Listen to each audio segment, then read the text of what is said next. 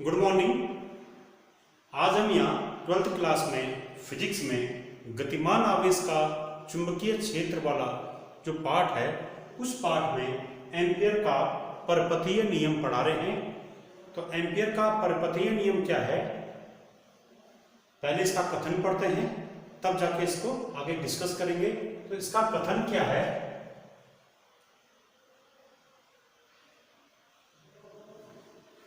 कि बंद पथ की सीमा के अनुदिश, जैसे बंद पथ है, इस बंद पथ की सीमा के अनुदिश चुंबकीय क्षेत्र का रेखीय समाकलन पथ द्वारा घिरी कुल धारा के μ0 गुने के बराबर होता है। तो ये इसका कथन है। क्या कथन है कि बंद पथ के सीमा के अनुदिश, बंद पथ की सीमा के अनुदिश, कि बंद पथ की सीमा की दिशा में, बंद पथ की सीमा के अनुदिश चुंबकीय क्षेत्र का रेखीय समाकलन, चुंबकीय क्षेत्र का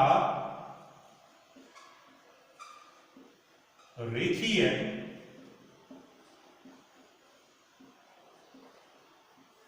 समाकलन, कि चुंबकीय क्षेत्र का रेखीय समाकलन ये किसके बराबर होता है,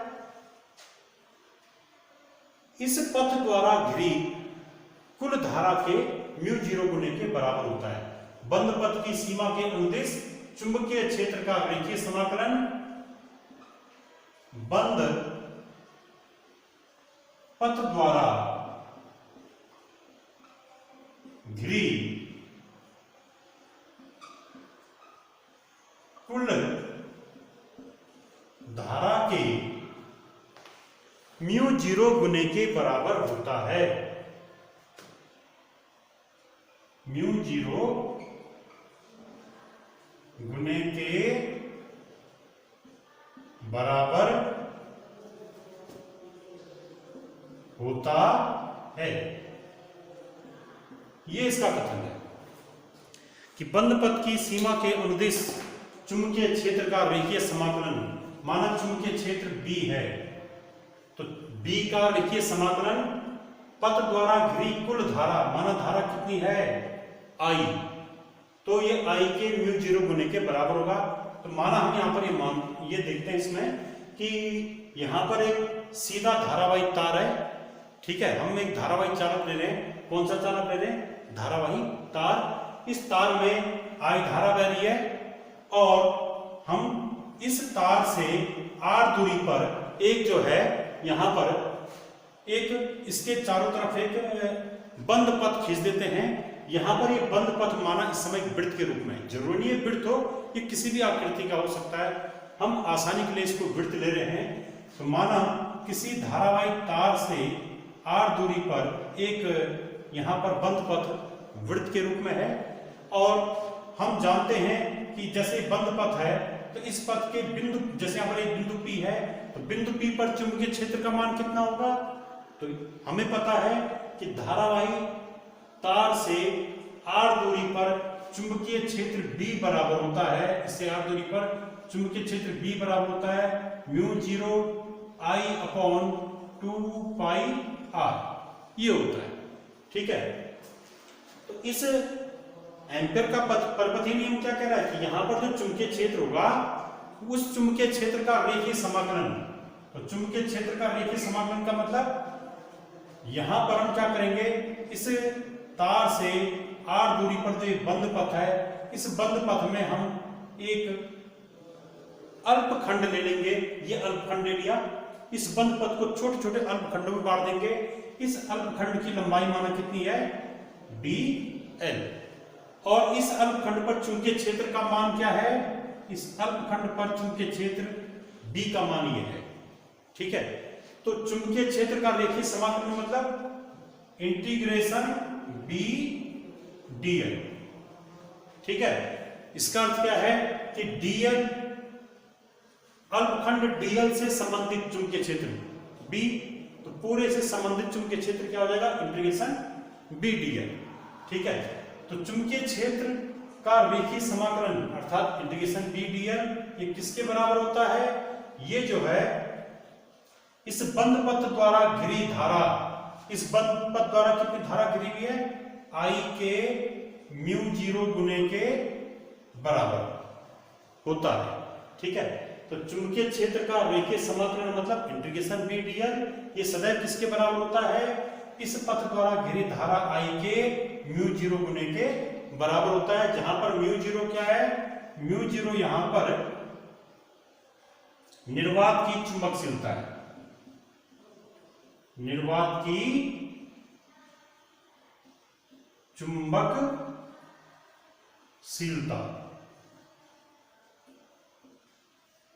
ये जो है इसका मान हो गया। तो हम यहां पर दोबारा इस कथन को पढ़ रहे हैं कि एम्पीयर का परपथीय नियम क्या है कि किसी बंद पथ की, जैसे बंद पथ है, इस बंद पथ की सीमा के अंदर, सीमा का मतलब है इसकी जो बाउंड्री है, इस बाउंड्री पर जो चुंबकीय क्षेत्र होगा, तो किसी बंद पथ की सीमा के अंदर चुंबकीय क्षेत्र का रेखीय समाकलन इस पथ द्वारा घिरी कुल धारा के म्यू जीरो गुने के बराबर होता है। तो माना यहां पर इस बंद पथ की के किसी बिंदु पर चुंबकीय क्षेत्र B है, इस बिंदु पर अल्पखंड की लंबाई dl है, तो यहां पर चुंबकीय क्षेत्र का रेखीय समाकलन क्या हो जाएगा? Integration B dl। और ये अल्पखंड भी क्या है? ये एक सदिश राशि है, धारावाही अल्पखंड, और यहां पर ये चुंबकीय क्षेत्र भी क्या है? सदिश राशि है। अल्पखंड सदिश राशि है, चुंबकीय क्षेत्र सदिश राशि है। तो यहां पर क्या होगा? चुंबकीय क्षेत्र का रेखीय समाकलन मतलब इंटीग्रेशन B डॉट dl ये किसके बराबर होता है? इस पथ द्वारा घिरी धारा I के म्यू जीरो गुने के बराबर। ये हमको यहाँ पे सिद्ध करना है, ये सब कथन है। तो कैसे सिद्ध करेंगे? तो इसका प्रूफ देखिए,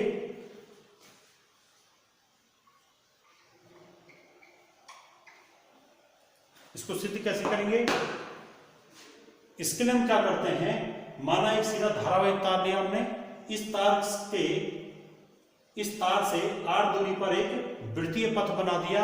वृत्तीय पथ इस प्रकार का है कि इस वृत्त का केंद्र जो है, इस वृत्त का केंद्र इस तार पर स्थित होगा। जैसे इसका केंद्र ये इसका केंद्र हो गया O, इस वृत्त का केंद्र इस तार पर होगा। ठीक है, तो धारावाही तार, सीधा धारावाही तार में धारा I बह रही है, इसके चारों तरफ r त्रिज्या का एक वृत्त बना दिया है। अब हम जानते हैं कि अगर कोई सीधा धारावाही तार है तो इससे r दूरी पर चुंबकीय क्षेत्र का मान कितना होता है? वो होता है B बराबर mu zero I upon 2 pi r। किसी सीधे धारावाही तार से r दूरी पर चुंबकीय क्षेत्र B बराबर होता है mu zero I upon 2 pi r। ठीक है, ये तार अनंत लंबाई का होना चाहिए। यदि ये तार क्या है? अनंत लंबाई का, ये अनंत लंबाई के सीधे धारावाही तार से r दूरी पर चुंबकीय क्षेत्र B बराबर mu zero I upon 2 pi r। अब हमें पता हो गया कि इससे r दूरी पर यहाँ पर चुंबकीय क्षेत्र क्या है? B है। माना यहाँ पर एक अल्पखंड लिया जाता है, इस अल्पखंड की लंबाई कितनी है? dl। इस अल्पखंड की दिशा क्या होगी? वो होगी यहाँ पर स्पर्शरेखीय। ठीक है, जैसे यहाँ पर अगर हम अल्पखंड लेते हैं तो यहाँ पर अल्पखंड की दिशा क्या होगी? वो होगी यहाँ पर स्पर्शरेखीय। यहाँ पर अल्पखंड की दिशा क्या होगी? स्पर्शरेखीय। तो अल्पखंड भी इस दिशा में, और यहाँ पर चुंबकीय क्षेत्र की दिशा क्या होगी? तो यहाँ पर चुंबकीय क्षेत्र की दिशा हम दाहिने हाथ की हथेली के नियम से निकालेंगे। दाहिने हाथ की हथेली का नियम क्या है कि यदि हम दाहिने हाथ के चारों उंगलियों को इस बिंदु की ओर रखें, जिस बिंदु पर चुंबकीय क्षेत्र निकालना है, तो यहाँ पर चुंबकीय क्षेत्र निकालना है, ये चारों उंगलियां इस बिंदु की ओर रखी, अंगूठा धारा की दिशा में रखा, धारा ऊपर बह रही है, अंगूठा ऊपर की ओर है, तो हथेली से धक्का देने की दिशा ये क्या होगी? चुंबकीय क्षेत्र की दिशा होगी। तो यहाँ पर चुंबकीय क्षेत्र क्या होगा? स्पर्शरेखीय दिशा में क्या होगा? इस बोर्ड के तल के अंदर की ओर होगा। यहाँ पर चुंबकीय क्षेत्र स्पर्शरेखीय दिशा में बोर्ड के तल के लंबवत अंदर की ओर होगा। इस वृत्त पर स्पर्शरेखीय दिशा में ऐसे, ठीक है, ऐसे। और यहाँ पर dl की दिशा में क्या होगी? स्पर्शरेखीय दिशा में बोर्ड के तल के लंबवत अंदर की ओर। तो यहाँ पर हम देख रहे हैं कि जो ये b है और ये dl है, ये दोनों एक ही दिशा में, इनके बीच का कोण क्या है? 0 डिग्री। अब आइए एम्पीयर के परपथीय नियम से।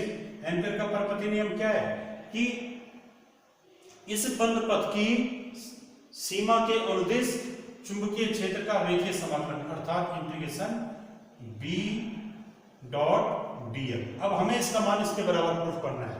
तो देखिए कैसे आएगा, हम इसको ऐसा लिखेंगे इंटीग्रेशन B डॉट dl, फिर लिखा ये B और dl सदिश राशियां हैं, तो A डॉट B से इसको खोलेंगे तो A डॉट B बराबर क्या होता है B dl cos theta. Theta क्या है, इन दोनों के बीच का कोण है, तो यहाँ पर B और dl के बीच का कोण क्या है 0, तो हम इसको 0 डिग्री रख देंगे, तो यह आ जाएगा इंटीग्रेशन B dl। ठीक है, अब B का मान हमें पता है μ0 I अपॉन 2 पाई r, इसको रख दीजिए। B का मान क्या हो गया μ0 I अपॉन 2 पाई r, और ये dl, ये dl आ गया। इसमें I क्या है, कांस्टेंट है, इस धारा में लगातार I धारा बह रही है। R भी क्या है, इस वृत्त के लिए R क्या होगा, कांस्टेंट होगा, क्योंकि वृत्त के किसी भी बिंदु पर, हम किसी बिंदु पर लें, वृत्त का कोई भी अल्पखंड लीजिए, प्रत्येक अल्पखंड पर की O से दूरी क्या होगी, R होगी, चाहे ये वाला अल्पखंड हो, चाहे ये वाला अल्पखंड हो, ये वाला लो, चाहे ये वाला अल्पखंड लो, प्रत्येक अल्पखंड की इस केंद्र O से दूरी या तार से दूरी क्या होगी R, क्योंकि वृत्त के सभी त्रिज्याएं बराबर होती हैं, तो R भी कांस्टेंट होगा। कहने का अर्थ है कि इसको हम इस इंटीग्रेशन से बाहर ले सकते हैं, तो यह आ जाएगा μ0 I अपॉन 2 पाई r, ये तो बाहर आ गया, और इंटीग्रेशन के अंदर इंटीग्रेशन dl। इंटीग्रेशन dl का मतलब है कि dl मतलब इस अल्पखंड की लंबाई, इंटीग्रेशन dl का मतलब सभी अल्पखंडों की लंबाइयों का योग। इंटीग्रेशन का मतलब होता है सतत योग, तो यहाँ पर इंटीग्रेशन dl मतलब यहाँ पर जितने भी ये dl लंबाई के अल्पखंड होंगे, यहाँ इस वृत्त को अगर हम अल्पखंडों में बांट लें तो सभी अल्पखंडों की लंबाइयों का योग वो होगा इंटीग्रेशन dl। अब वो योग किसके बराबर होगा, बराबर होगा इस वृत्त की परिधि के बराबर। तो उसको आगे सॉल्व कीजिए, वो आ जाएगा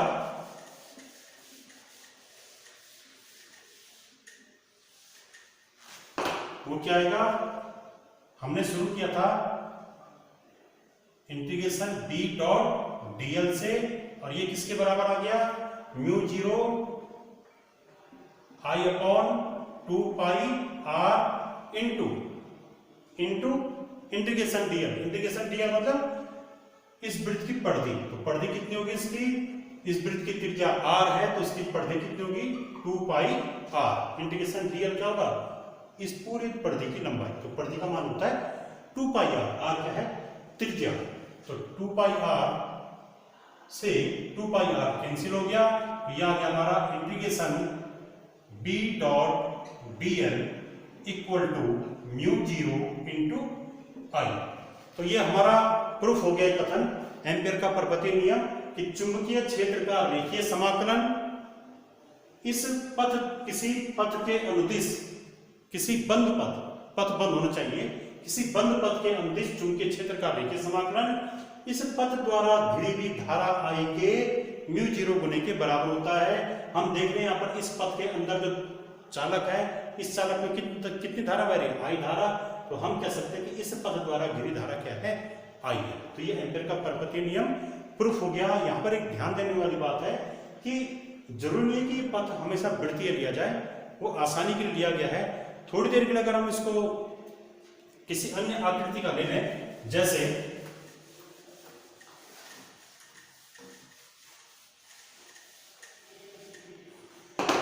अगर मानो मैं एक अनंत लंबाई का तार ये है, और इसके चारों ओर यहां पर मैं ये ऐसा एक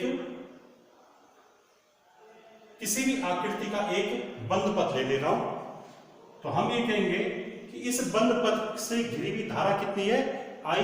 जैसे इस तार में धारा I बह रही है, इसके चारों तरफ चाहे वृत्तीय बंद पथ लीजिए, चाहे किसी भी अन्य आकृति का बंद पथ लीजिए, तो ये ले लिया हमने। अब हमने यहां पर क्या किया, यहां पर हमने छोटे छोटे अल्पखंड लिए, जैसे एक अल्पखंड ये ले लिया स्मॉल a b, इसकी लंबाई dl1, एक अल्पखंड और लिया,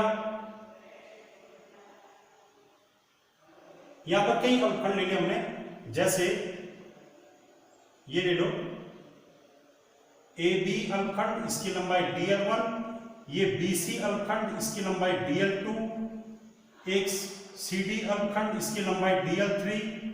ऐसे करके हम यहाँ पर कई अलखंड ले सकते हैं। और ये माना जैसे ये वाला अलखंड है, ये अलखंड इस तार के बिंदु O पर ये कितना कोण बना रहा है, ये माना तार के बिंदु O पर θ1 कोण बना रहा है, ठीक है।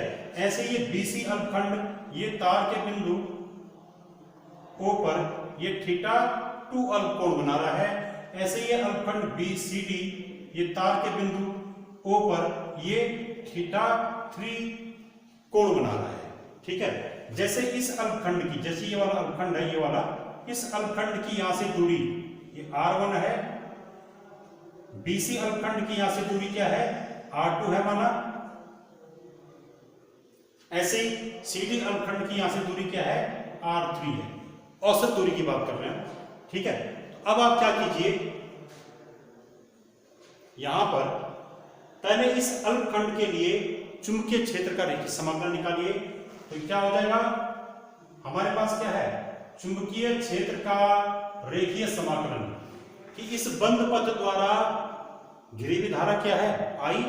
तो बंद पथ के अनुदिश, बंद पथ की सीमा के अनुदिश चुंबकीय क्षेत्र का रेखीय समाकलन इंटीग्रेशन B dl, इसका मान इसमें निकाल रहा हूं मैं। तो ये क्या आएगा, इसको हम लिख सकते हैं इंटीग्रेशन B dl बराबर, यहां पर होगा integration B1 dl1 plus integration B2 dl2 plus integration B3 dl3 plus sum. B1 B2 B3 क्या है, B1 है इस अलखंड AB अलखंड से संबद्ध चुंबकीय क्षेत्र, और इस दूसरे अलखंड से संबद्ध चुंबकीय क्षेत्र क्या है, B2। तीसरे अलखंड से संबद्ध चुंबकीय क्षेत्र क्या है, B3। तो इस प्रकार से अलग अलग अलखंडों की लंबाइयां क्योंकि अलग अलग हैं, तो इनसे संबंधित चुंबकीय क्षेत्र भी हमने इनकी, क्योंकि यहाँ O से दूरियां अलग अलग हैं तो चुंबकीय क्षेत्र भी क्या है, अलग अलग है। R1 दूरी पर चुंबकीय क्षेत्र क्या है, B1, R2 दूरी पर चुंबकीय क्षेत्र B2, R3 दूरी पर चुंबकीय क्षेत्र B3। तो इस प्रकार से जैसे R2 दूरी है, ये R3 दूरी पर है, ठीक है, ये अलखंड। तो यहां पर क्या हो जाएगा, पहले इसको हल कीजिए कि इस अलखंड dl1 वाला जो अलखंड है इसकी दूरी r1 है, तो dl1 वाले अलखंड पर इसका मान कितना आएगा, इसका मान आ जाएगा, देखिए dl1 b1 का मान कितना होगा, b1 मतलब dl1 वाला जो अलखंड है इसकी दूरी r1 है, तो यहाँ पर जो चुंबकीय क्षेत्र है वो b1 है, तो b1 का मान क्या होगा, μ0 I/2 पाई r1, क्योंकि सीधे अनंत लंबाई के सीधे तार के कारण r दूरी पर चुंबकीय क्षेत्र क्या होता है, μ0 I/2 पाई r। तो ये r1 दूरी पर है ये dl1 अलखंड, तो इसका चुंबकीय क्षेत्र क्या होगा, μ0 I/2 पाई r। ऐसे ही जो dl2 लंबाई का अलखंड है, तो dl2 लंबाई के अलखंड पर चुंबकीय क्षेत्र क्या होगा, वो हमने b2 माना, तो b2 बराबर हो जाएगा μ0 I/2 पाई r2। और ये हो जाएगा b3 बराबर, b3 मतलब dl3 अलखंड जो है इस पर चुंबकीय क्षेत्र, तो वो जाएगा μ0 I/2 पाई r3, क्योंकि dl3 जो अलखंड है इसकी यहाँ O से दूरी क्या है, r3 है। इन मानों को यहाँ पर रखिए। एक चीज और भी है कि B और dl के बीच का कोण हर जगह पे क्या होगा, 0 डिग्री होगा, तो इनका मान क्या आ जाएगा, यह आ जाएगा B1 dl1, ये क्या आ जाएगा B2 dl2, होगा क्या ये a डॉट b से खुलेगा, तो a डॉट b बराबर ab cos थीटा, तो B1 dl1 बराबर क्या, B1 dl1 cos 0, B2 dl vector B2 dot vector dl2 क्या होगा, B2 dl2 cos 0, cos 0 1 हो गया, फिर plus vector B3 dot vector dl3, ये क्या आ जाएगा B3 dl3, ठीक है, हर जगह cos 0 आएगा, cos 0 का मान 1। अब यहां पर B1 B2 B3 के मान यहां से रखिए, अब प्लस सोन कीजिए इसको।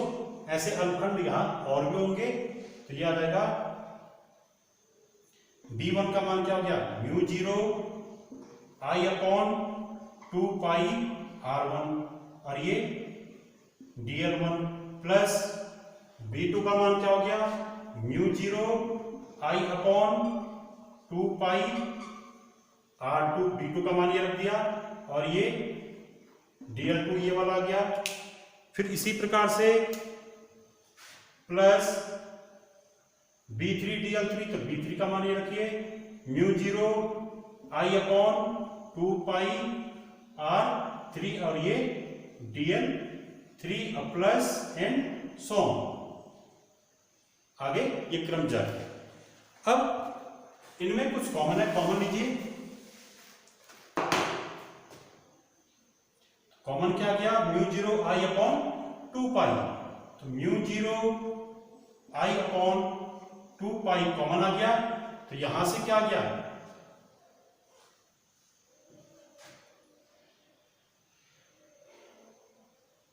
ये आ गया integration dl1 upon r1 plus integration dl2 upon r2 plus integration dl3 upon r3, और ये बड़े कोष्ठ के अंदर आ जाएगा क्योंकि म्यू 0 अपॉन 2 पाई कॉमन आ गया।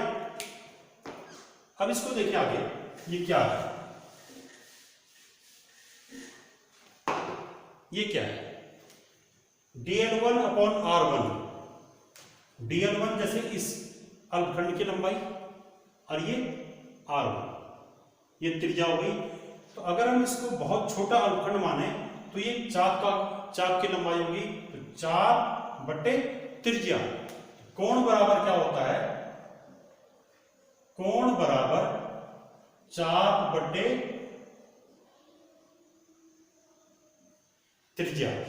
तो ये जो है dl1 ये चाप की लंबाई का काम करेगा, r1 ये यहाँ पे त्रिज्या का काम करेगा, तो यहाँ पर ये चाप बटे त्रिज्या, ये चाप बटे त्रिज्या आ गया, dl2 ये भी चाप बटे dl2 ये चाप की लंबाई, और ये r2 ये त्रिज्या। तो ये हर पार्ट में क्या आ रहा है, चाप बटे त्रिज्या, चाप बटे त्रिज्या, चाप बटे त्रिज्या आ रहा है। तो चाप बटे त्रिज्या का मान किसके बराबर होता है, कोण के बराबर। तो यहाँ पे dl1 upon r1, dl1 upon r1 ये क्या आएगा, ये आएगा इस कोण का मान, कि इस dl1 चाप के द्वारा यहाँ पर कितना कोण बनाया गया, तो यहाँ पर θ1 कोण बनाया गया, तो इसका मान आएगा θ1। dl2 अपॉन r2 मतलब, dl2 मतलब ये चाप, और r2 मतलब यहाँ ये त्रिज्या। तो इस चाप बटे त्रिज्या मतलब इस चाप के द्वारा यहाँ पर बनाया गया कोण, चाप बटे त्रिज्या का मतलब कोण, तो यहाँ पर कोण कौन सा आएगा, θ2, क्योंकि dl2 चाप के द्वारा यहाँ पर कितना कोण बन रहा है, θ2। ऐसे dl3 चाप के द्वारा यहाँ पर कोण कितना बन रहा है, θ3, वो हमने शुरू में बताया था। तो इस कोण का मान θ1, ये θ2, और ये θ3 आ जाएगा। इस प्रकार से यहां पर आ जाएगा म्यू 0 I अपॉन 2 पाई, और ये हो जाएगा हमारा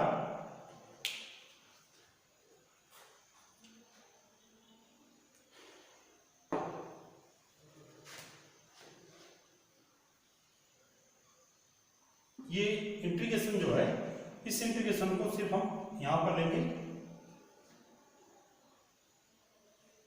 ये इंटीग्रेशन dl1 मतलब इस चाप की लंबाई, टोटल लंबाई चाप की बटे त्रिज्या, चाप की लंबाई बटे त्रिज्या, चाप की लंबाई बटे त्रिज्या। तो ये हर चीज, हर पार्ट में क्या आ रहा है, कोण के बराबर आ रहा है, क्योंकि चाप बटे त्रिज्या कोण होता है। तो ये कौन सा कोण होगा, ये होगा θ1, ये होगा प्लस θ2, ये होगा प्लस θ3 और प्लस सोन।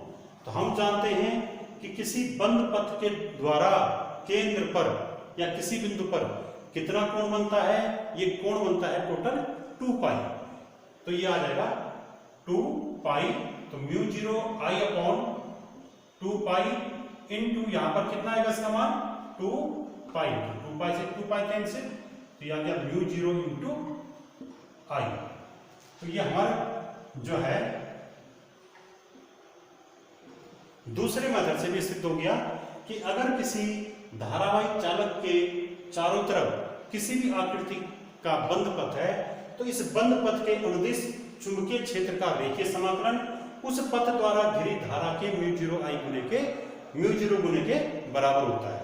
ठीक है कि चुंबकीय क्षेत्र का रेखीय समाकलन बंद पथ द्वारा घिरी धारा के म्यू जीरो गुने के बराबर होता है। और इसका उपयोग क्या, एम्पीयर का परपथीय नियम का उपयोग है कि इस नियम के द्वारा हम जो है किसी भी धारावाहिक चालक के कारण चुंबकीय क्षेत्र का मान किसी बिंदु पर ज्ञात कर सकते हैं।